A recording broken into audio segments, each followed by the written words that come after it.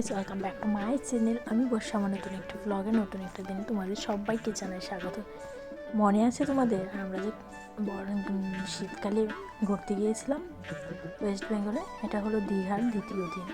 সেই অনেক দিন আগে ব্লগগুলো আর দেওয়া হয়নি, তাই ভাবলাম যে আজকে ব্লগগুলো দিয়ে দিই। সকালবেলা ঘুম থেকে উঠে এত সুন্দর একটা ভিউ দেখতে দেখতে ব্রাশ করছি আর এই ভিউটাকে অনুভব করছিলাম। তো চলো দেখতে থাকো, আজকের দিনটা এইভাবে শুরু করলাম। সারাদিন পাশে থেকো আর দেখতে থাকো সারাদিন কী কী করি না করি, অবশ্যই তোমাদের সাথে সবটাই শেয়ার করার চেষ্টা করি। এদিকে সবাই ব্রাশ টাশ করে রেডি হয়ে যাচ্ছে, কারণ এখন একটু বেরোবো। আর এই দেখো, এই যে হোটেল রাজ প্যালেস, সেই হোটেলটাতে আমরা থেকেছি আর কি। এখন এদিকে রেডি হয়ে নিচে চলে আসলাম, কারণ চাটা খেতে হবে কিছু সকাল সকাল। তো বসে গেলাম চা খেতে। চলো চাটা খেয়ে নিই, তারপর তোমাদের সাথে আবার দেখা হচ্ছে।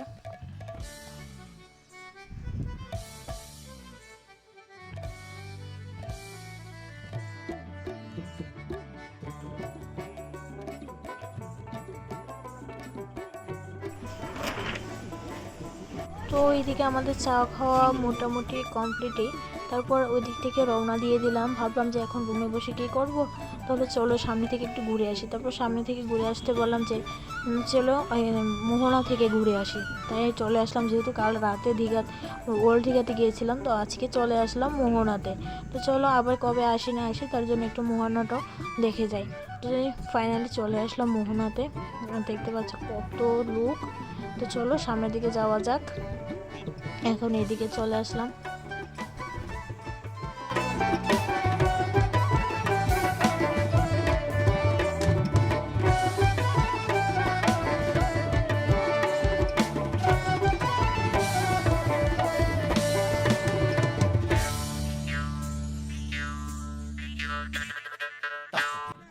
লাইফে ফার্স্ট টাইম এত রকমের শুটকি মাছ দেখতে পেলাম। এত রকমের শুটকি মাছ মানে দেখেছি, বাট একসাথে এত রকমের শুটকি মাছ দেখলাম সত্যি। যদিও এরকম শুটকি বাজার মাছ বাজার যেতে আমি পছন্দ করি না, বাট তবু এখানে দেখে অনেকটা ভালো লাগে। তো চলো এইদিকে এগুলো দেখে বাজারগুলো একটু দেখছি। এখনও সবগুলো দোকানপাট বসে না, এরকম বসেনি আর কি, যেহেতু সকাল সকাল বসবে কী করে এখন। এদিকে আমি একটু এইদিকে নামলাম, নেমে 2-3টা ফটো পেলাম, তারপর চলে আসলাম এইদিকে। তো ভিউটা এত সুন্দর লাগছে, জাস্ট ওয়াও ওয়াও। তো রাতের বেলার সমুদ্র দেখা, দিনের বেলার সমুদ্র দেখা, সবটাই মানে দুটোটাই আলাদা আলাদা সৌন্দর্য সত্যি। দেখতে পাচ্ছি জলগুলো কত সুন্দর লাগছে। চলো বেশি বকবক করে লাভ নেই, তোমরা ভিউটা এনজয় করো, আমরাও ভিউটা এনজয় করি। তারপরে এদিকে মোহনা থেকে সমুদ্রের ভিউ দেখে চলে আসলাম এদিকে এই বাজারটাতে। এখানে যারা যারা মোহনায় এসেছে তারা অবশ্যই বুঝতে পারবে। এখানে সমস্ত রকমের মাছ, কী বলবো, এত রকমের পমফ্রেট না কি মাছ জানি কয়টাকে, তারপর ইলিশ, কাঁকড়া, তারপর বিভিন্ন রকমের বিভিন্ন আইটেমের মাছ, শঙ্কর মাছ, কি বলবো। আর কাঁকড়ার রঙগুলা দেখো, বিভিন্ন রকমের কাঁকড়া। তো এত ভালো লাগছিলো কি বলবো। তারপর গলদা চিংড়ি, আরও কি কি নাম জানি, সবগুলো মাছের নামই জানি না আমি। তো যাই হোক, খুবই সুন্দর লাগছিল, বিভিন্ন দোকানে বিভিন্ন রকম আইটেম। তো যাই হোক, এদিকে বাজারগুলো দেখে এসে তারপর চলে আসলাম আমি ফোনের দোকানে, যারা তোমাদের সাথে শেয়ার করি। এই দেখো, এটা হলো আমার ফোন, আমি তো এখন ব্লগ করছি ওর ফোন দিয়ে।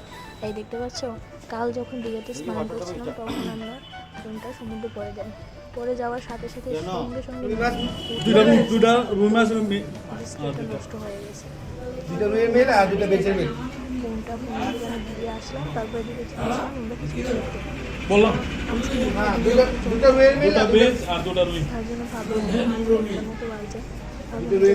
করে নিই, তারপর আবার কখন করি না করি লাঞ্চ তার কোনো ঠিক নেই। তার জন্য ভাবলাম যে এখন যখন আছি, এটা কিন্তু ওল্ড দীঘা, এখন আছি আমরা ওল্ড দীঘাতে। তো এখন দেখতে পাচ্ছ ভাত, ঝুরি, আলু ভাজা দিয়ে দিল, আর অনেকগুলো আইটেম আছে। তো চলো বাট আগে খেয়ে নিই, তারপর আবার তোমাদের সামনে আসছি।